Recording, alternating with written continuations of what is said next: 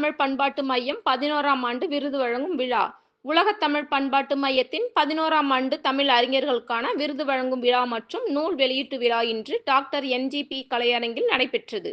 Doctor என்.ஜி.பி. கல்விக் குழுமங்களின் செயலர் மருத்துவர் தவமணி தேவி பழனிசாமி இவ்விழாவில் வரவேற்புரை வழங்கினார். மருத்துவர் ரேஷ்மி ராமநாதனின் உடலியல் நடைமுறை கையேட்டு நூலை உலக தமிழ் பண்பாட்டு மையத்தின் தலைவர் மருத்துவர் நல்ல பழனிசாமி வெளியிட்டு தலைமையுரை வழங்கினார். விருது பெறுபவர்கள் பற்றி பத்மஸ்ரீ சிற்பி பாலசுப்பிரமணியம் அறிமுக உரையாற்றினார். வேலம்மாள் கல்வி எம்.வி. முத்துராமலிங்கம் அறக்கட்டளையின் விருதுகள் தலைவர் வழங்க சிறப்புரையாற்ற உள்ளார். மருதநாயகம், ஞானசுந்தரம், இயக்கோ என். சுப்பிரமணியம் சிறப்பு விருந்தினராக கலந்து கொண்டனர்.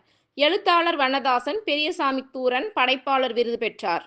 பாண்டுரங்கன் உ.வே.சா. தமிழறிஞர் விருதும், வெங்கடேஸ்வரன் டாக்டர் நல்ல பழனிசாமி பிற துறை தமிழ் தொண்டர் விருதும் பெற்றனர்.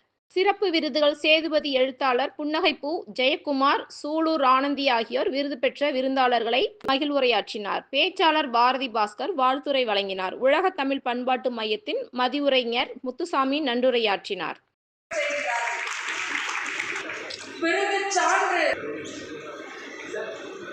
Sir, 1 second sir. சார், இங்க பார்க்கலாம் சார்.